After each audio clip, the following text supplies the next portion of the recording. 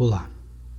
Depois de ter estudado sobre o fenômeno do profetismo, ou a ação dos profetas na história humana, que para Allan Kardec é um dos fatores mais poderosos para o processo da civilização, um fator civilizatório extremamente importante, agora eu vou tentar entender o pensamento de Kardec e dos espíritos superiores em torno dessa ideia mesma de civilização, o que eles entendem pela noção de civilização e ainda como que se dá de fato a passagem do estado de barbárie para o estado de civilização.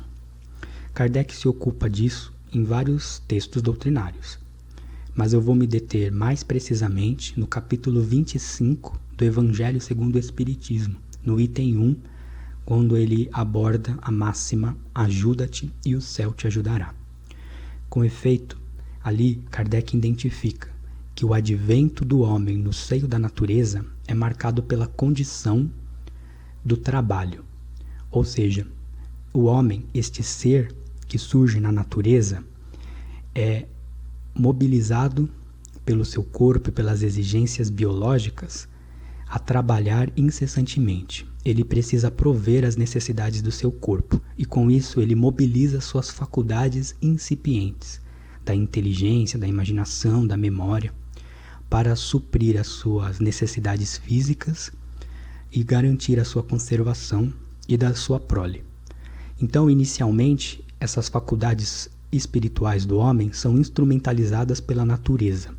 Só que há no homem, segundo Kardec, um anseio, um vago anseio pelo melhor, que é uma marca, um desejo de transcendência, de modo que o homem nunca se limita a suprir apenas as necessidades físicas. Ele começa a conceber o melhor pela sua inteligência, pelo seu poder de conjectura, e ele busca então melhorar a sua posição incessantemente. Só que, ao mesmo tempo que tem esta condição de trabalho, tem a condição ou a lei que rege a existência humana, que é a lei do progresso. Ou seja, o trabalho, esta atividade constante em suprir as suas necessidades físicas, faz com que as suas faculdades puramente espirituais sejam desenvolvidas, a sua inteligência seja avantajada, se aprimore cada vez mais. E com isso, com este trabalho árduo e incessante no seio da natureza, o homem transforma a si mesmo, eleva-se pouco a pouco. Então, o que garante para Kardec, de fato, esta lenta passagem do estado de barbárie para o estado de civilização progressiva e ascendente, é um predomínio do espírito, um predomínio da natureza espiritual sobre o corpo e sobre a natureza física, sobre as exigências da natureza física.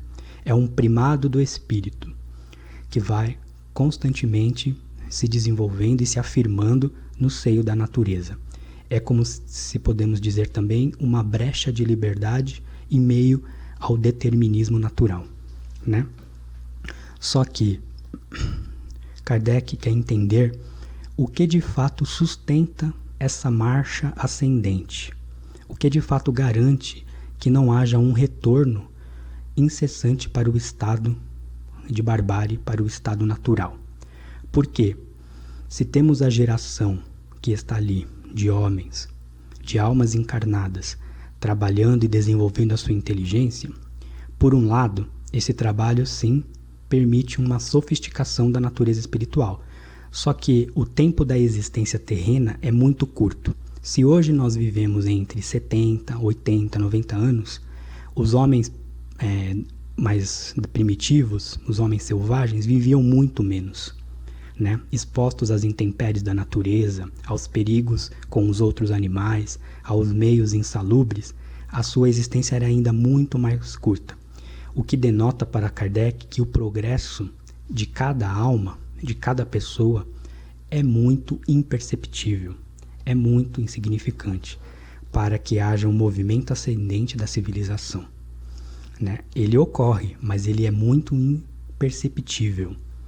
Então, se temos essa geração presente e ela é substituída por uma nova geração, pela nova geração que surge, esta nova geração é composta também por novas almas. Essas almas não têm nenhum elemento prévio, não tem um elemento cultural prévio em sua natureza, não tem uma história moral e intelectual, não tem noções elementares.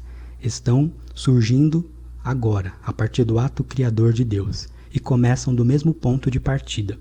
Mesmo que haja uma cultura incipiente, mesmo que haja técnicas educacionais incipientes e uma pequena tradição também incipiente, que tenha a função de transmitir o conhecimento para essa nova geração, isso não garante o processo ascendente da civilização, porque o trabalho é um ato específico de cada espírito, e o fruto correspondente a este ato é também puramente individual, ou seja, o trabalho, a ação ordenada e incessante da inteligência e os frutos desta ação são individuais e intransferíveis. A cultura como um todo e as técnicas educacionais são como que uma representação e uma forma de adquirir hábitos, uma representação dos conhecimentos e uma forma de adquirir os hábitos que fomentam no futuro esses conhecimentos. Mas essas almas, nessas novas gerações, surgindo inteiramente novas, precisariam começar do mesmo ponto de partida do que a dos seus antepassados. Então há um problema muito nebuloso nessa passagem entre o estado de barbárie para o estado de civilização. Este problema, para Kardec, só pode ser solucionado pela perspectiva da pluralidade das existências, ou seja, as novas gerações, com efeito, surgem no seio da natureza, mas são dotadas pelas mesmas almas que habitaram os antepassados, as mesmas almas que já percorreram uma escala mínima de progresso intelecto-moral, mas agora surgem com uma bagagem prévia, uma história intelectual e moral inerente à sua vida, à sua biografia espiritual, com noções prévias. Então são elas que garantem o verdadeiro progresso da civilização e a impossibilidade de um retorno brusco e total para o estado de barbárie. Certo? Então, a pluralidade das existências faz com que a perfectibilidade do ser, mas do ser individual, concreto, de cada alma, de cada homem, esta perfectibilidade do ser se expanda, se estenda no devir histórico. Então são as mesmas almas em momentos históricos diferentes que vão garantindo o progresso civilizacional e ao mesmo tempo um lento e ascendente predomínio do espírito sobre o corpo e sobre a natureza. É isso que constitui de fato essa passagem, esta ponte entre o estado de barbárie e o estado de civilização progressiva, né? Então, com a reencarnação, a perfectibilidade do ser, em vez de ser vivida numa escala extremamente mínima e insignificante para o conjunto da humanidade, a reencarnação confere ao ser um tempo indefinido de desenvolvimento, de modo que ele possa alcançar a sua perfectibilidade total, ou seja, a sua realização, a máxima realização da sua natureza no bem, no belo, no amor e na verdade. E a civilização completa, acabada, seria então esta realização plena, seria a exteriorização, né? A materialização cultural nos modos de ser desta realização plena do espírito no tempo, né? Com efeito, havendo esta passagem garantida pela reencarnação, né, Kardec ainda destaca que o processo civilizatório em que nós estamos inseridos neste exato momento, ele é ainda uma transição para uma civilização completa, para um estado mais perfeito. Então agora ele mantém dentro de si elementos conflitantes, resíduos da barbárie com certos elementos novos da civilização, que nós constatamos em nós mesmos. Então ele faz ainda uma distinção. Há a civilização material e a civilização moral. Esta nós ainda não a conhecemos de fato. Há sentimentos morais em nós, mas ainda em contraste com vários sentimentos puramente bestiais e animais que precisam ser purificados e eliminados do caráter de cada pessoa, né? Então, nós estamos ainda na civilização material. Kardec pergunta no Livro dos Espíritos, a pergunta 793. Eu vou ler aqui. Por que sinais se pode reconhecer uma civilização completa, que no caso não é a nossa, né? Vós a reconhecereis pelo desenvolvimento moral.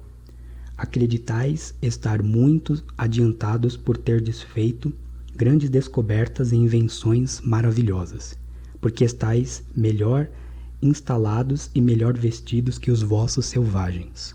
Mas só tereis verdadeiramente o direito de vos dizer civilizados quando houverdes banido de vossa sociedade os vícios que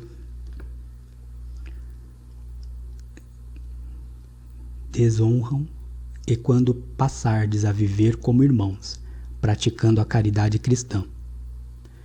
Até esse momento não sereis mais do que povos esclarecidos, só tendo percorrido a primeira fase da civilização.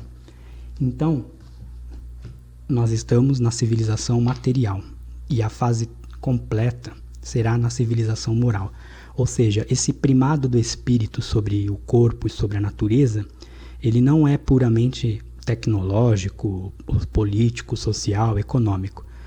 O ápice desse primado do espírito que devemos almejar é puramente moral, né? Quando alcançarmos de fato a superação das más inclinações, das paixões em nós mesmos e em toda a sociedade, né? Então de fato estaremos alcançando a realização da civilização completa, né? A fase final do processo civilizatório. Então é por esses termos, por essas considerações que acredito ter esboçado o que Kardec e os espíritos superiores entendem por civilização. Ok? Muito obrigado.